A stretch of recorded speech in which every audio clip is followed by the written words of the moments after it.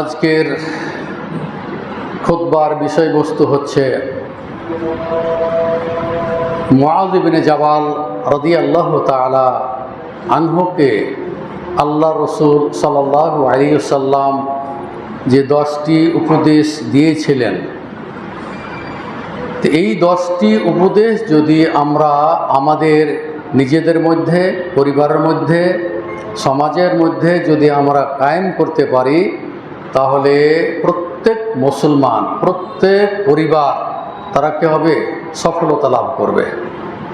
তার মানে এই যে রাসূলুল্লাহ সাল্লাল্লাহু আলাইহি ওয়াসাল্লামের 10টি উপদেশ আমাদের জীবনে আমরা যেন বাস্তবায়ন করতে পারি। আমি আপনাদের সম্মুখে সূরা লোকমানের 17 এবং 18 নম্বর আয়াত, পরবর্তীতে সূরা তহার 132 নম্বর আয়াত, বুখারী বর্ণিত হাদিস সেটি হলো 2408 নম্বর হাদিস, বুখারী বর্ণিত হাদিস যেটি 6675 নম্বর হাদিস, আবু দাউদ বর্ণিত হাদিস সেটি হলো 5672 নম্বর হাদিস, এগুলোকে কেন্দ্র করে ইনশাআল্লাহ আজকের এই সংক্ষিপ্ত খুতবা সমাপ্ত করব ইনশাআল্লাহ তাআলা। আপনারা জানেন যে বর্তমান জামানায় যে ফিতনা শুরু হয়েছে, তাতে মুসলমানদেরকে ফিলিস্তিনের হত্যাযজ্ঞ শেষ হতে না হতেই আবারও আমাদের প্রতিবেশী দেশে মুসলমানদের ওপর যেভাবে নির্যাতন শুরু হয়েছে, যেভাবে মাদ্রাসাগুলিকে সিল করা হচ্ছে, মসজিদগুলোকে ভেঙে ফেলে দেওয়া হচ্ছে এবং মুসলমানদের উপরে নির্যাতন, নিপীড়ন শুরু হয়েছে। পরিশেষে ইনশাআল্লাহ কিছু কথা বলবো আমার খুতবা শেষে। আল্লাহ তাআলা আমাদেরকে সৃষ্টি করেছেন তার ইবাদত বান্দেগী করার জন্য, এবং এই জন্য আমাদের মাঝে মুহাম্মদুর রাসূলুল্লাহ সাল্লাল্লাহু আলাইহি সাল্লাম, এই মুহাম্মাদের নিকটে তিনি প্রিয় নবী মুহাম্মদুর রাসূলুল্লাহ সাল্লাল্লাহু আলাইহি ওয়াসাল্লামকে প্রেরণ করেছেন, যাতে করে মানুষকে দুই ভাগে বিভক্ত যারা হয়ে গেছে, একটি হলো মুসলিম, অপরটি হলো গায়ের মুসলিম। তো মুসলমানদেরকে রক্ষা করার জন্য, সারা পৃথিবীর মানুষকে রক্ষা করার জন্য আল্লাহ তাআলা তিনি নির্দেশ দিয়েছেন তার নবী মুহাম্মদুর রাসূলুল্লাহ সাল্লাল্লাহু আলাইহি ওয়াসাল্লামকে ওহীর মাধ্যমে কি করছেন? মানুষদেরকে সঠিক পথ তিনি কি প্রদর্শন করেছেন, সঠিক পথে চলার জন্য তিনি আহ্বান করেছেন। আমরা যেমন সূরা ফাতিহার শেষাংশে যেমন পড়ে থাকি, সিরাতাল্লাযীনা আন'আমতা আলাইহিম, যে আল্লাহ তুমি আমাদেরকে ওই পথে পরিচালিত করো যে পথে তোমার কি নিয়ামত রাজি, যাদের উপর কি তুমি দান করেছ। তার মানে অতীতে যে সমস্ত সাহাবারা চলে গিয়েছেন, যারা সিদ্দিকিন তারা চলে গেছেন, সালেহীন যারা নেককার লোক তারা চলে গেছেন, সেই পথে আল্লাহ তুমি আমাদের কি করো? সেই পথে তুমি আমাদেরকে পরিচালিত করো, এবং ওই পথে নয় গায়রিল মাগযুবি আলাইহিম ওয়ালাদ-দাল্লিন, ওই পথে নয় যে পথে কি যাদের প্রতি আপনার গজব নাজিল হয়েছে, যারা পথভ্রষ্ট হয়েছে, অর্থাৎ ইয়াহুদি এবং নাসারা। মাগজুব হলো ইয়াহুদি যাদের উপরে গজব নাজিল হয়েছে, আর ওয়ালাদ-দাল্লিন পথভ্রষ্ট হচ্ছে ওরাই যারা হলো নাসারা এবং খ্রিস্টান। তো এইভাবেই আল্লাহ তাআলা আমাদেরকে নির্দেশনা দিয়েছেন এইভাবে চলার জন্য, এই পথে আমাদেরকে পরিচালিত করার জন্য আমাদেরকে আল্লাহ তাআলা পথ চলার নির্দেশনা দিয়েছেন।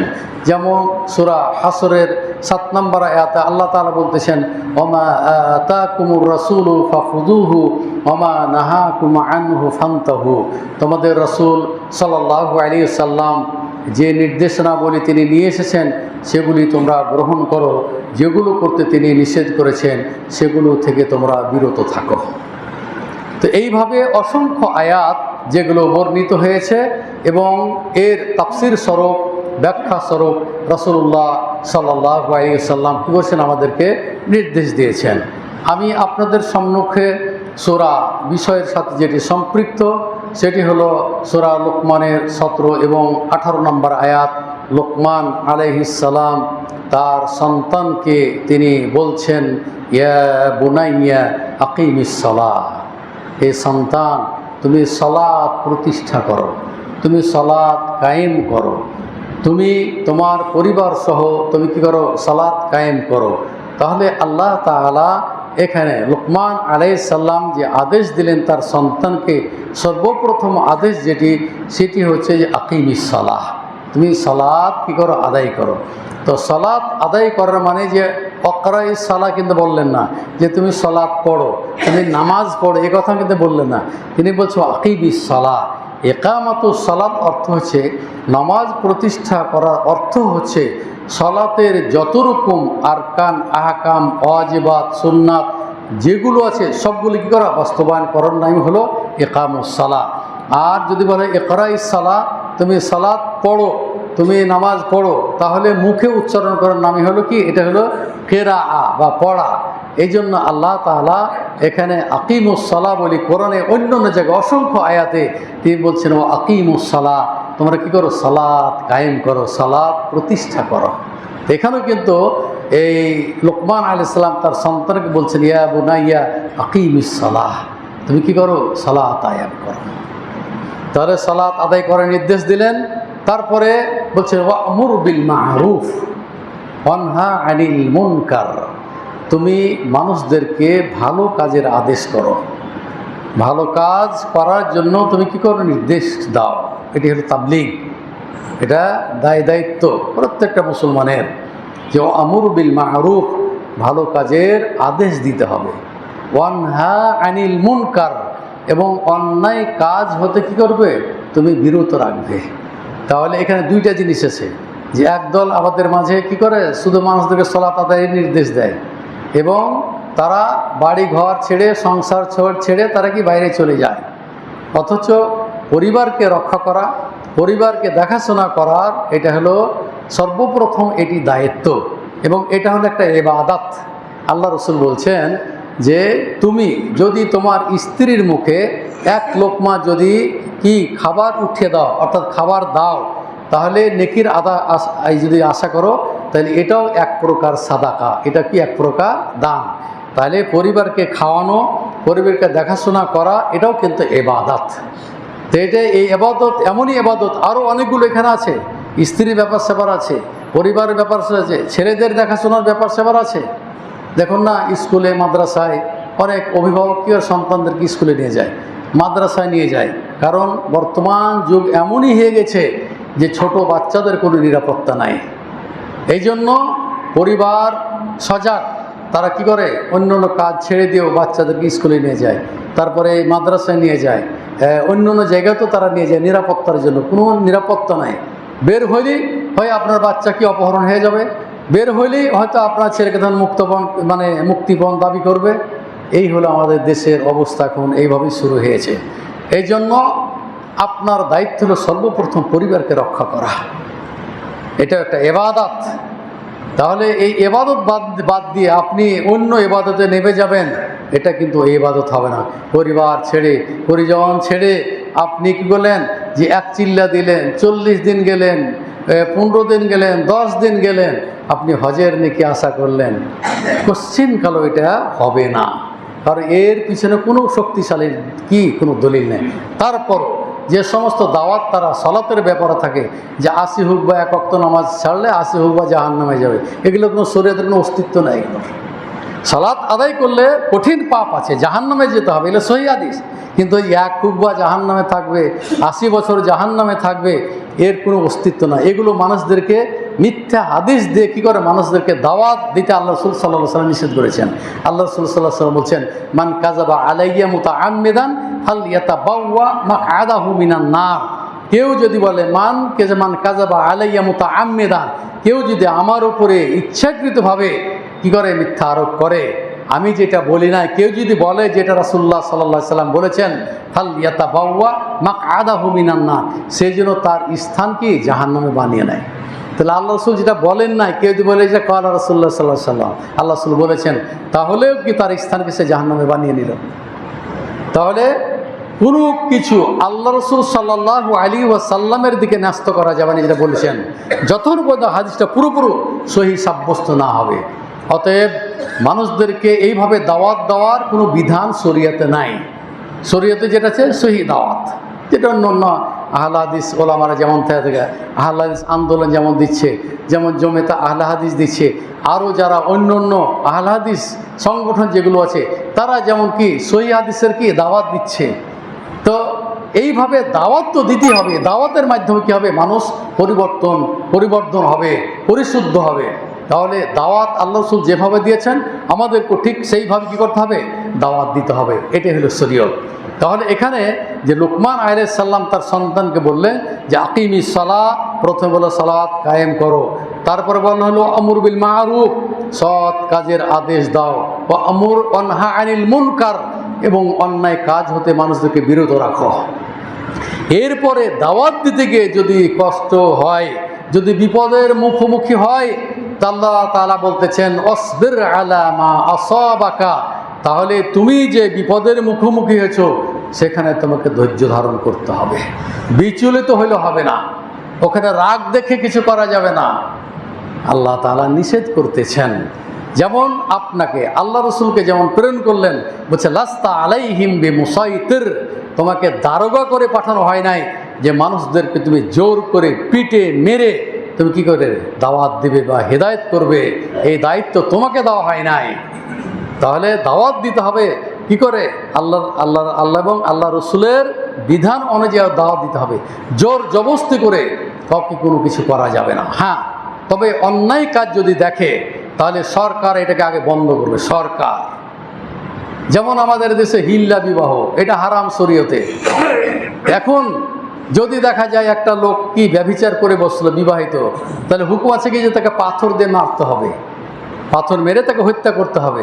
কিন্তু আপনি হাদিস পড়লেন আর কি করলেন? অনুবাদ করে দিলেন যে বিবাহিত পুরুষ যদি কি করে ব্যভিচার করে, বিবাহিত নারী যদি ব্যভিচার করে, তাহলে তাকে পাথর নিক্ষেপ করে হত্যা করতে হবে। আপনি হাদিস পড়লেন, শুনলেন, গ্রামের মুন্ডরা বসে কি করলো? তাকে কি শাস্তি দিয়ে শুরু করলো। তো এরকম বিধান কিন্তু আপনাকে দেওয়া হয় নাই। আমাদের দেশে যদিও এই ইসলামী রাষ্ট্র নয়, ইসলামী রাষ্ট্র, কিন্তু শরীয়তের বিধিবিধান এখানে কি কায়েম নাই, এই শাসনভার নাই। যার কারণে এই ধরনের যেগুলো দণ্ডবিধি, চোর চুরি করলে যেমন হাত কাটতে হবে, ব্যভিচার পুরুষ নারী যদি বিবাহিত হয় তাকে কি করে পাথর মেরে হত্যা করতে হবে। তো এইভাবে কেউ যদি কাউকে হত্যা করে তাহলে তাকে হত্যা করতে হবে। এটা করবে সম্পূর্ণ সরকার। এতে আপনি আমি নিজের হাতে আইন তুলে নেওয়া যাবে না। আমি যেটা বলতে চাচ্ছিলাম, যেগুলো দণ্ডবিধি সেগুলো সরকার কী করলে বাস্তবায়ন করে। এখন সরকার যে না করে তাহলে কি হবে? তার দায়িত্ব সে তার উপরে বর্তাবে। আপনার কাজ হলো দাওয়াত দেওয়া। হ্যাঁ, চুরি করলে তাকে তার হাত কাটতে হলে শরীয়তের বিধানটা জানিয়ে নিতে হবে। যদি বলা হয় যে কাউকে হত্যা করলে তাকে হত্যা করতে হবে, এটা শরীয়তের বিধান, এটা আল্লাহ তাআলা বলেছেন। এই দাওয়াতের কথা বলতেছি, কথাগুলো আসলো। তাহলে দাওয়াত দিতে হলে আপনাকে শরীয়ত অনুযায়ী দাওয়াত দিতে হবে, এবং অন্যায় কাজ যেগুলো সেগুলোকে প্রতিরোধ করতে হবে, বিরত রাখার চেষ্টা করে। আপনার শক্তি আছে, তাকে আপনি মদ খেলে রাস্তাঘাটে পাগলামি করলে আপনাকে প্রতিহত করতে হবে। আপনার ওখানে ক্ষমতা আছে তাকে প্রতিহত করার। মদ খেয়ে মাতলামি করে আপনি বসে থাকবেন, এটা কখন নয়। সরকারও আপনাকে সাপোর্ট করবে না। আপনি যখন মারেন পিটেন, সরকার কিন্তু আপনাকে কি করবে না, এই জন্য দায়ী করবে না। এই জন্য সরাসরি যারা মাতলামি করবে, যেমন আমাদের এখানে নওদাবাড়িতে কিন্তু বলেছিলাম যে প্রকাশ্যে একটা কোথাকার ন্যাংটা ছেলে এসেছে, একটা মেয়েকে নিয়ে দুইজনে সিগারেট খাচ্ছে, আর ওখানকার যুবকের যে বলছে এই তোমার বাড়ি কোথায়, যাও উঠো ফেলো সিগারেট, বের হয়ে এখান থেকে, জোর করে বেরিয়ে দিল। এটি হলো কি, যে এটি হলো আপনি শক্তিশালী ইমান, যে মানরা আমিন কুমুন কারাম ফালিগাইয়ির হু বিয়াদিহি, তুমি যখন অন্যায় কাজ দেখবে তখন কি করো? তুমি তাকে প্রতিহত করো। এই ধরনের প্রতিহত করতে কোনো বাধা নেই। আমরা তো কোনোদিন জানতাম যে মেয়েরা সিগারেট খায়, কিন্তু এখন ওই যে বিধর্মীদের কৃষ্টি কালচার যেগুলো আমাদের সমাজে এসে গেছে, এখন এগুলো শুরু করে দিয়েছে। যেমন তারা মদ খায়, আমাদের মুসলিম নারীরা মদ খাচ্ছে, নাউজুবিল্লাহ মিন যালিক। এই তো হলো পরিবেশ, এই তো হলো অবস্থার সৃষ্টি হয়েছে। দিনের দিন এইভাবে খারাপ লোকের সংখ্যা বাড়তে থাকবে এবং কিয়ামত কায়েম হবে আলা সেরারিল খাল, নিকৃষ্ট লোকের উপরে কি হবে? এই কিয়ামত কায়েম হবে। তাহলে যে শেষ জামানায় যেটি আসবে, যে লা ইয়াতি আলা নাসি জামানুন ইল্লাল্লাযী বা'দাহু শাররুম মিনহু, বুখারীর হাদিস। আল্লাহ রাসূল সাল্লাল্লাহু আলাইহি সাল্লাম বলছেন, যুগ যত আসবে মানুষ তত খারাপ হবে। তাহলে ভালোর আশা আর নাই, মানে খারাপ হতে থাকবে। এর মধ্যেও একটি দল থাকবে, ওয়ালতাকুম মিনকুম উম্মাতুন ইয়াদউনা ইলাল খাইরি ওয়া ইয়া'মুরুনা বিল মা'রুফ, তোমাদের মধ্যে এমন একটি গোষ্ঠী থাকবে কিয়ামত পর্যন্ত যে তারা সৎ কাজের আদেশ দিতেই থাকবে এবং অন্যায় কাজের তারা প্রতিবাদ করবে, প্রতিরোধ করবে। এরকম একটি গোষ্ঠী, এরকম একটি দল কি হবে? থাকবে কিয়ামত পর্যন্ত। তাদেরকে কেউ অপদস্থ করতে পারবে না, অপমান করতে পারবে না। দেখুন ভারতে যেমন আমাদের মুসলমানদের উপর যেভাবে নির্যাতন শুরু হয়েছে, তাহলে মুসলিমেরা যে ওয়াকফ আইন যেটা কী করে চালু করেছে, এর মানে জানেন? অনেকে জানেন কিন্তু ওয়াকফ আইন কি? মানে মুসলমানদের সম্পত্তি, মুসলমানদের নামে যে সমস্ত জমি জামা প্রতিষ্ঠান আছে সবগুলোই সরকার গ্রাস করে নেবে, এগুলো নিয়ে নেবে। এটা হলো ওয়াকফ আইন। এটা তারা কি করেছে? এটাকে বাতিল করে দিয়েছে, করে এখন তাদের আয়ত্তে নিয়েছে। এখন দেখুন আইন পাস করার সাথে সাথে যে সমস্ত মাদ্রাসাগুলি নিবন্ধিত নয়, নিবন্ধিত কোন মাদ্রাসাগুলো? আমাদের দেশের আলিয়া মাদ্রাসাগুলি গেলে নিবন্ধিত, কিন্তু যারা কওমি মাদ্রাসা আমরা যেগুলো তো পড়াচ্ছি, তা হাজার হাজার মাদ্রাসা আছে, এগুলো তো সরকারের সাথে এগুলো তো নিবন্ধিত নয়। এগুলো কওমি মাদ্রাসা, মানুষের এগুলো পরিচালনা করে, কমিটি আছে তারাই পরিচালনা করে। কিন্তু ভারতে এইরকম আমাদের মতোই তারাও কওমি মাদ্রাসাগুলো পরিচালনা করে। এই ধরনের বহু মাদ্রাসাকে সিলগালা করে দিয়েছে, বন্ধ করে দিয়েছে। তার কারণ যাতে করে এরা বিক্ষোভ করতে না পারে, এরা যাতে প্রতিবাদ করতে না পারে। আপনারা জানেন যে এখানে মুর্শিদাবাদ, মালদা, এখানে প্রচুর মুসলমান, সেখানে তারা প্রতিরোধ করে গড়ে তুলেছে, এই আন্দোলন গড়ে তুলেছে এবং সেখানে গুলি চালিয়ে তাদেরকে হত্যাও করেছে, তারপরও থেমে নাই। আপনারা জানেন যে এই পশ্চিমবঙ্গে যেদিকে মুসলমানরা ঝুঁক দেবে সেই সরকারি গঠন হবে। এখানে মমতা ব্যানার্জি যে স্বার্থী হোক না কেন, মসজিদের ইমামের বেতন দেয়, তারা মুয়াজ্জিনের বেতন দেয়, সরকারি বেতন, খাদেমের বেতন দেয়। এটা কিন্তু মমতা ব্যানার্জি এটা চালু করেছে এবং মোদির বিরুদ্ধে কথা বলেছে। এখন তার ভিতরে কি আছে না আছে আল্লাহ আলম, এটা বলতে পারবো না। সে মোদির বিরুদ্ধে কি করেছে? কথা বলেছে। তার মানে এই আইনের পক্ষে তারা কি করে না, এটা সাপোর্ট করে নাই। যে এটা আইন পাস করতে গেলে মুসলমানদের কী করা হবে? এখানে ধ্বংস করতে হবে, মুসলমানদের হককে কী করা হবে? কেড়ে নেওয়া হবে। যেভাবে শান্তি শৃঙ্খলা বজায় রেখে যেভাবে আমাদের দেশে বিধর্মীরা তারা যেমন বসবাস করতেছে, ইন্ডিয়া তো ঠিক সেইভাবেই বসবাস করার তাদেরকে সুযোগ দিতে হবে, না হলে তো আগুন জ্বলতেই থাকবে, এটা বন্ধ হবে না। যার ভিতরে ইমানে একটু জাজবা আছে কোনোদিনই বসে থাকবে না, প্রতিরোধ করবেই। ওই যে মরে যাও ফিলিস্তিনের মধ্যে হাজার হাজার মানুষ যারা শহীদ হয়ে যাচ্ছে, তারাও দ্বিধাবোধ করবে না। যত রকমের জুলুমবাজ আসুক, অত্যাচারী শাসক আসুক না কেন, মুসলমানদের রক্তের ভিতরে একটা ইমানি জাজবা আছে, তারা তাদের প্রতিরোধ গড়ে তুলবে। আমরা শুধু দোয়া করব তাদের জন্য, হে মহান রব্বুল আলামিন, তুমি এই সমস্ত মুসলমানদেরকে কাফেরের হাত থেকে আল্লাহ তুমি রক্ষা করো। হে মহান রব্বুল আলামিন, তুমি এই মুসলমান ভাইদেরকে এই জালেমদের নিকট হতে, এই মুশরিকদের নিকট হতে আল্লাহ তুমি রক্ষা করো। তুমি দ্বীন ইসলামের যে সমস্ত শিক্ষা প্রতিষ্ঠান আছে সেগুলিকে আল্লাহ তুমি রক্ষা করো। এই কাফেরকে আল্লাহ তুমি ধ্বংস করে দাও।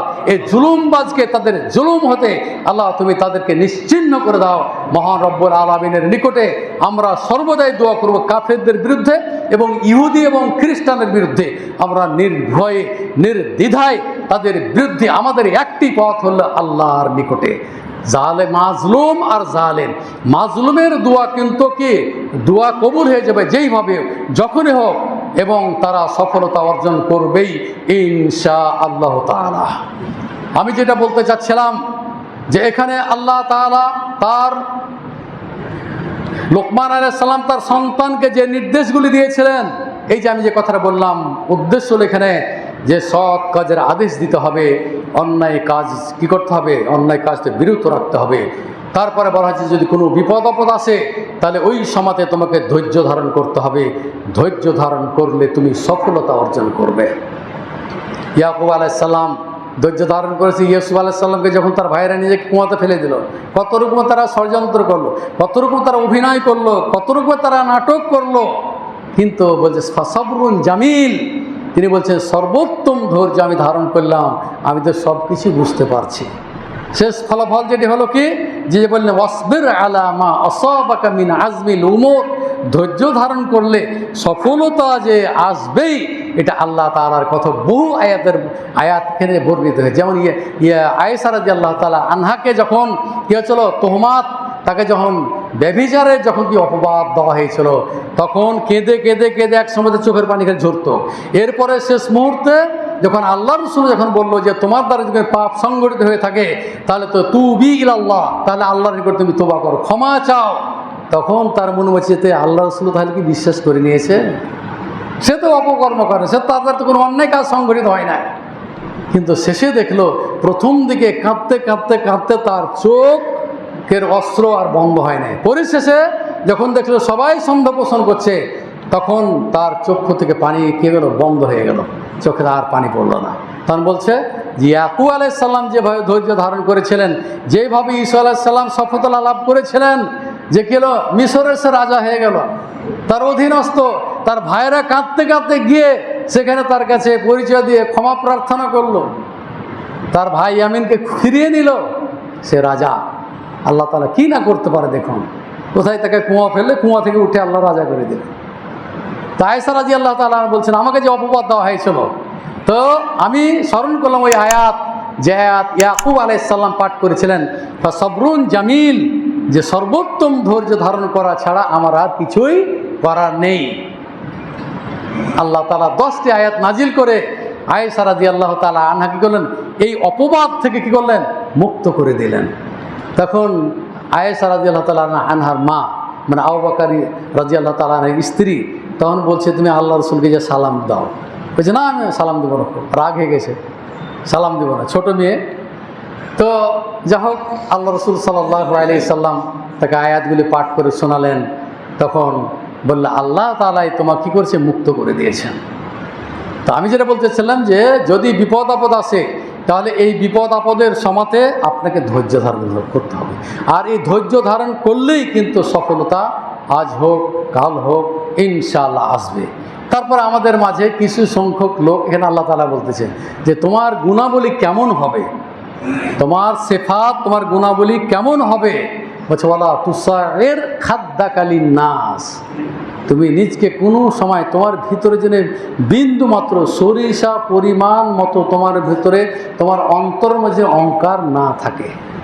তুমি মানুষকে কোনো সময় অবজ্ঞা করবে না, তুমি মানুষকে কোনো সময় তাচ্ছিল্য, তুচ্ছ তাচ্ছিল্য করবে না, কারণ মানুষ সবাই সমান। মরে যাব, একজন ধনী মানুষের যে পোশাক 3 কাপড়, একজন গরিব মানুষ, একজন মিসকিন মানুষ, একজন ফকির মানুষেরও কি 3 কাপড়, কোনো পার্থক্য নাই, জায়গা একটাই, ওই যে 3.5 হাত গর্তে। আপনি কোটিপতি, ওখানে আপনাকে রাখবে, যারা নিঃস্ব ফকির মিসকিন তারাকেও সেখানে রাখবে। অতএব আপনার আমার মাঝে কোনো পার্থক্য নেই। অহংকার করে তারপরে মানুষকে তুচ্ছ তাচ্ছিল্য না করে তুমি কি করে তোমার জীবন যাপন করবে, মানুষের সাথে তুমি ভালো ব্যবহার করবে, ভালো আচরণ করবে। আল্লাহ তাআলা বলছেন ওয়ালা তুসাইর খাদ্দাকালিন নাস, তুমি মানুষদের কোনো সময় অবজ্ঞা করে চলবে না, তুমি মানুষের কোনো সময় তুচ্ছ তাচ্ছিল্য করবে না। ওয়ালা তামশি ফিল আরদে মারাহা, এবং তুমি এই জমিনে, এই পৃথিবীতে অহংকার হয়ে তুমি চলাফেরা করিও না, তোমার ভিতরে যেন অহংকার না থাকে। আল্লাহ রাসূল সাল্লাল্লাহু আলাইহি ওয়াসাল্লাম বলছেন কাউরির মধ্যে যদি সরিষা বিন্দু মাত্র যদি অহংকার থাকে, আল্লাহ রাসূল সাল্লাল্লাহু আলাইহি ওয়াসাল্লাম বলছে লা ইয়াদখুলুল জান্নাহ, সে জান্নাতে যাবে না। তো তার জন্য একটা দুঃসংবাদ, বখিলের জন্য একটা দুঃসংবাদ, তারপরে অহংকারের জন্য দুঃসংবাদ। এখানে আল্লাহ তাআলা শেষ আয়াতের শেষাংশে বলছেন ইন্নাল্লাহা লা ইউহিব্বু কুল্লা মুখতালিন ফাখুর, নিশ্চয়ই আল্লাহ তাআলা দাম্ভিক এবং অহংকারীকে আল্লাহ তাআলা ভালোবাসেন না, ঘৃণা করেন। আল্লাহ তাআলা কি করেন? ঘৃণা করেন। অতএব আপনি একজন মুসলিম, কোনো মুসলিম যদি কোনো মুসলমানকে যদি ধরেন কোনো অন্যায় কাজ হয়েই থাকে বা হয়তো ওর পর আপনার রাগ হয়েছে, তাহলে এই রাগ মিটাতে গেলে সালামের মাধ্যমে, সালাম দেওয়ার মাধ্যমে। যে সালাম দেবে প্রথমে যে বারি মিনাল বলছে কিবর, বলছে যে অহংকার থেকে মুক্ত, সে হলো মানুষের মধ্যে উত্তম ব্যক্তি। আপনাকে যে সালাম দিয়ে আসসালামু আলাইকুম, তার মানে হলো যে সে অহংকার থেকে মুক্ত। এবং যদি কারোর পর কোনো রাগ থাকে, যদি আপনি তাকে ক্ষমা করে দেন, তো রাফাহুল্লাহ দারাজাতা, বলছে আল্লাহ তাআলা তার মর্যাদাকে কি করুন, আরো বৃদ্ধি করে দেবেন। তাহলে আপনি আমি কি, আপনি ধনী কোটিপতি, আপনাকে ওই সাদা কাপড়ে 3 কাপড়ে যেতেছে কবরে, একই জায়গায় অন্ধকার, আপনার সব পড়ে থাকবে, কোনো লাভ নেই অহংকার করে। অতএব মুসলিম, আল মুসলিম আখুল মুসলিম, এক মুসলমান আর এক মুসলমানের ভাই। তাহলে আমরা ভাই ভাই চলাফিরতে অসুবিধা কি? অসুবিধা হলো ওই জায়গায়, যেই জায়গাতে আপনি শরীয়ত মানছেন আর ওই ভাই শরীয়ত মানে না, এইখানে হলো অসুবিধা, এখানে হলো সমস্যা। আপনি ধনী মানুষ, আপনার টাকা পয়সা আছে, আপনার পাশে বস্তি গরিব মানুষ বসবাস করছে, কিন্তু আপনি কি কোনো সময় খোঁজ নিয়েছেন যে এই গরিব ভাইটার পাশে প্রতিবেশী দাঁড়ানো উচিত? এবং আল্লাহ রাসূল বলছেন, কোনো লোক যদি সে পেট পুরে খায়, অর্থাৎ ধনী মানুষ যারা, তার প্রতিবেশী যদি না খেয়ে যদি অনাহারে থাকে, তা আল্লাহ রাসূল সাল্লাল্লাহু আলাইহি সাল্লাম বলছে সে জান্নাতে যাবে না। তা আপনাকে এগুলো খেয়াল রাখতে হবে। প্রতিবেশী এমনই তাদের সাথে সুসম্পর্ক করার জন্য আল্লাহ রাসূল নির্দেশ দিয়েছেন। আল্লাহ রাসূল বলছেন যে ইউসিনি জিবরিল, জিবরিল আমাকে আদেশ দিচ্ছেন, ওসিয়ত করছেন প্রতিবেশীর সাথে এমনভাবে চলাফেরা করার জন্য যে উনি ভয় করতেছেন যে কি জানি বলা যায় না যে তিনি কি আমার সম্পত্তির ওয়ারিস বানিয়ে দিবেন। তার মানে এইভাবে প্রতিবেশীর সাথে, যেমন সন্তান আপনার সম্পত্তি পাবে, তো মনে হচ্ছে যে প্রতিবেশী যেন আমার সম্পত্তির কি তারা হকদার হয়ে যাবে, এইভাবে চলাফেরা করতেছে। তো আল্লাহ তাআলা এখানে যেটি বললেন যে পিতা মাতার যে সন্তান, তারা পিতামাতার খেদমত করবে, পিতামাতার খেদমতের কথা এসেছে পরের অংশে। তাহলে পিতামাতার খেদমতের মানে এই নয় যে আপনি শুধু খেতে দিবেন, তা নয়। বৃদ্ধ বয়সে পিতামাতার যা প্রয়োজন আপনাকে তাই করতে হবে, যেটা তার চাহিদা সেটা আপনাকে পূরণ করতে হবে। ওষুধের দরকার, ওষুধ দিতে হবে। পিতামাতা হাঁটতে পারে না, আপনাকে ধরে ধরে নিয়ে যেতে হবে। পিতার ইচ্ছা মসজিদে যাব, তাকে ধরে ধরে মসজিদে নিয়ে আসতে হবে। পিতামাতার যাবতীয় খরচাদি আপনাকে বহন করতে হবে সন্তান হিসাবে। তাহলে আপনি কিয়ামতের দিন সফলতা পাবেন। এবং আল্লাহ রাসূল সাল্লাল্লাহু আলাইহি সাল্লাম বলছেন, ওয়াইলুন ওয়াইলুন ওয়াইলুন, সেই লোক ধ্বংস হোক, ধ্বংস হোক, ধ্বংস। কিল আমান ইয়া রাসূলুল্লাহ, বলছে কার জন্য এই ধ্বংস কামনা করছেন হে আল্লাহ রাসূল?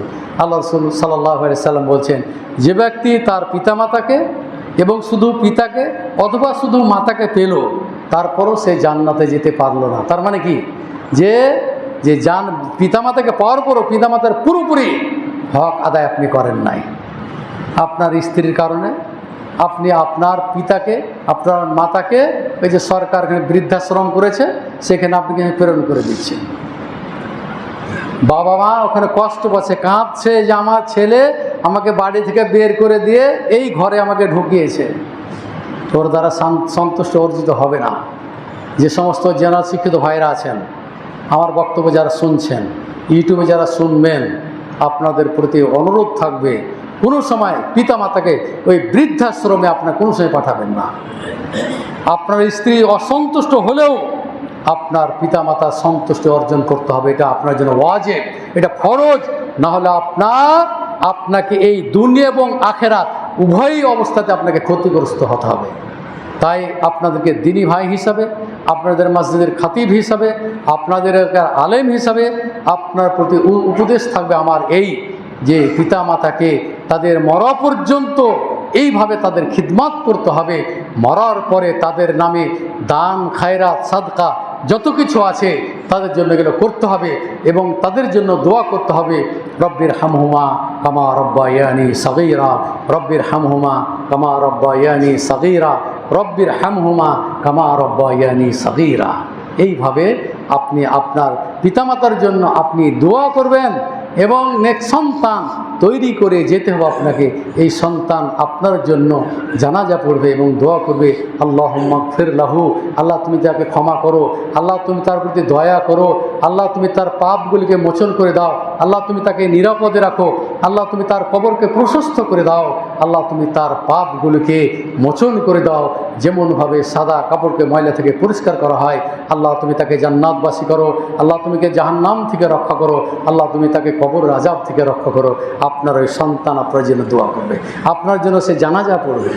এটা কি চাই না আমরা? আমরা প্রত্যেকেই চাই এটা, কিন্তু যাদের যা হবার হয়ে গেছে তারপরও আপনাদেরকে আল্লাহর কাছে ক্ষমা চাইতে হবে, প্রার্থনা করতে হবে। যেগুলো ভুল করেছেন, যতদিন বেঁচে আছেন ভালো কাজগুলি করার আপনি চেষ্টা করুন, হয়তো আল্লাহ তাআলা আপনাকে ক্ষমা করে দেবেন।